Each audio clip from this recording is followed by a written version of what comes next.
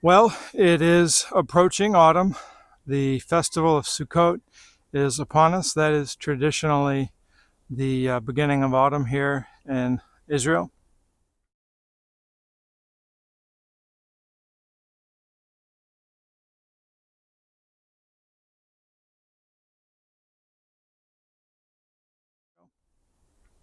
This year it is coming in late September, early October.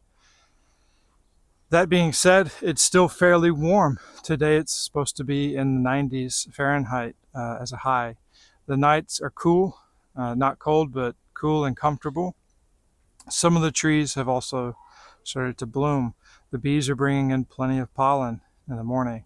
So with cool nights, moderate nights, warm days, incoming pollen, it makes it to where there's a second splitting season here in Israel. It's a bit of a bimodal distribution. Most of the splitting and queen rearing happens in the spring. However, you can have success in the fall or pre-fall, early autumn, because we had two dead outs. One went laying worker, and the other I was able to capture in time. I've decided to go ahead and make some splits, but instead of my typical video format, I decided I did want to take this opportunity to start a new series on splitting in the fall and natural queen rearing.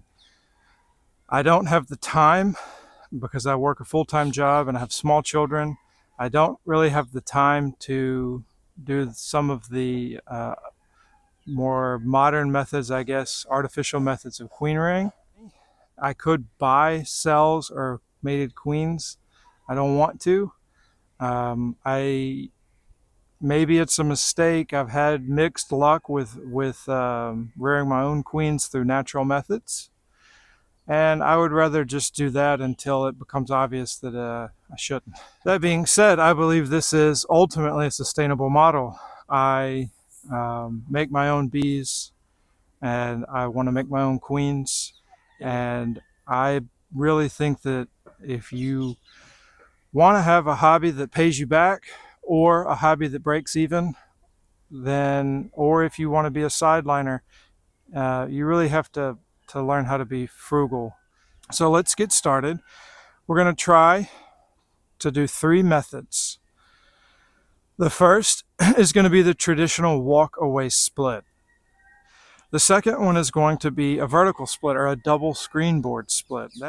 And then we're also going to do what I call a front to back split. Now this will give me a lot of single brood chambers. I just made a video saying I like double brood chambers, but the reality of it is, as long as they're fed, single brood chambers do fine here because it's such a mild winter. I may have to give them some feed over the winter because they really don't go fully broodless for very long, but that's okay. So let's go ahead and get started. I hope I can finish. There are workers here working on the new barn, and if the bees start to get a little rowdy, then I'll have to terminate this. But hopefully this will be a really nice series, and hopefully my cinematography skills have advanced enough to where I can actually show you what I'm doing. All right, let's get started. Okay, so the first split we're going to try to make today, this first part of this series, is going to be the double screen split. I have a double screen here.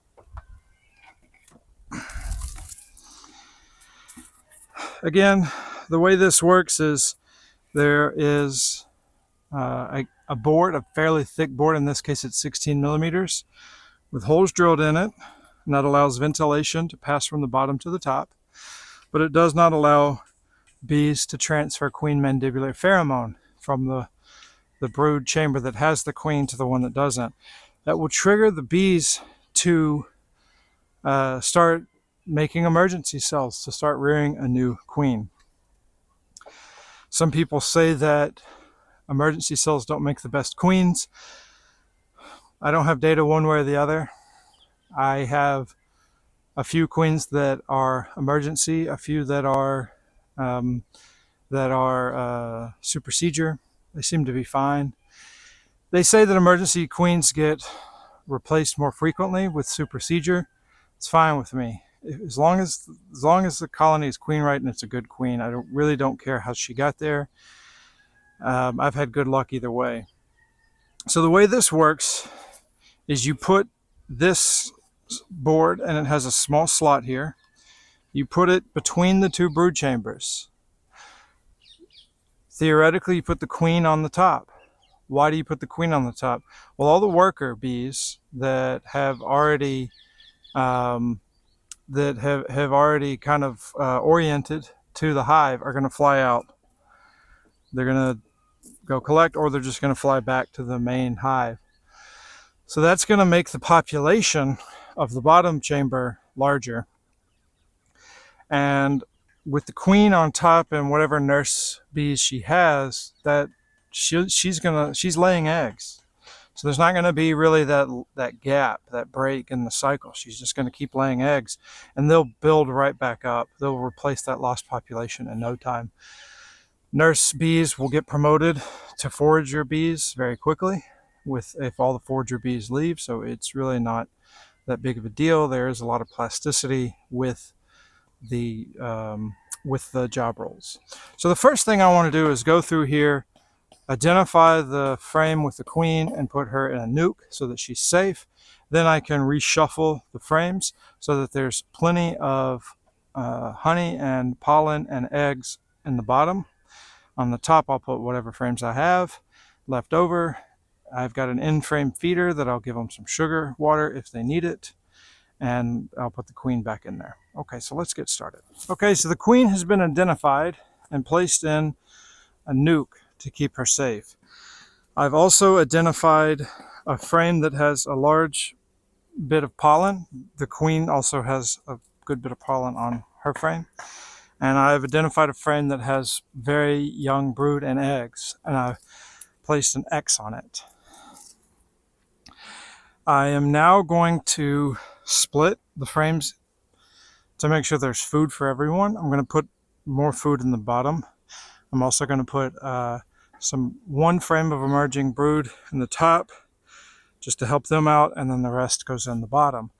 I've got about 6.5 frames of honey, so I'm going to split that between them. So let's get started.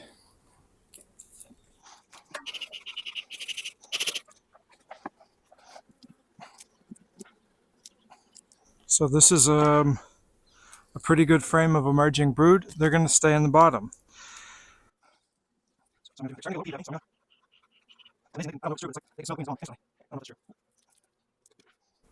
Food. Food. This is food also. So next to that, I'm going to put the frame that has the eggs and young larvae. I put an X right here so that I'll know that. That's going to go next to the frame that has a lot of pollen in it. This has a small amount of emerging brood, so that's going to go up top. Emerging brood, it's going to be on the bottom. So that's good to have right next to the frame that has the eggs. They'll emerge and go straight to being a nurse to feed that new queen cell. This is more emerging brood. I'm going to put it on the bottom.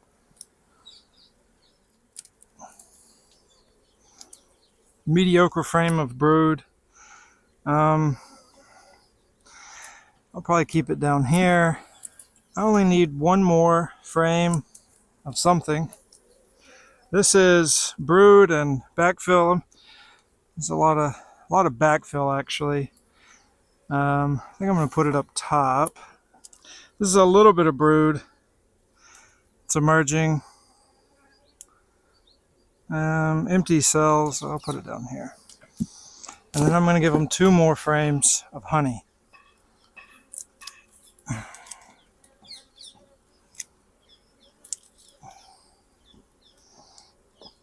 Oh, heavy, heavy, heavy honey.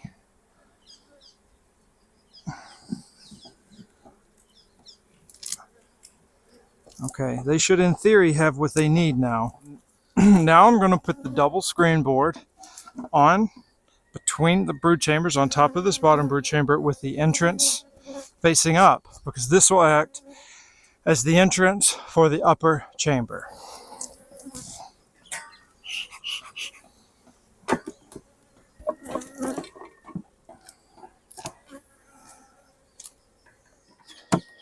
So to recap, I've got 2 frames of honey, 1 frame of pollen, 1 frame of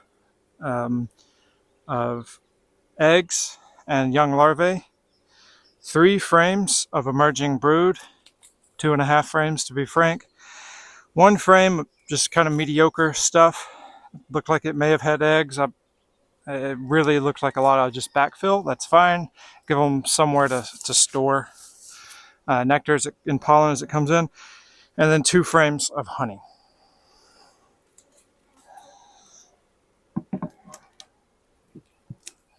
I'm now going to place the upper brood chamber back on top of the double screen board. Ooh, and this is also very heavy with honey. So this is a little bit of brood, so I'll put that toward the middle. So they're starting to get a little rowdy. A little bit of emerging brood here. Again, not much. Food, a lot of food. So that's going to go over here. More food. And kind of empty. That's fine. So we've got 6 frames in here. I've got the queen right here on the lid. Always, always, always check the lid. All right, so the queen is safe.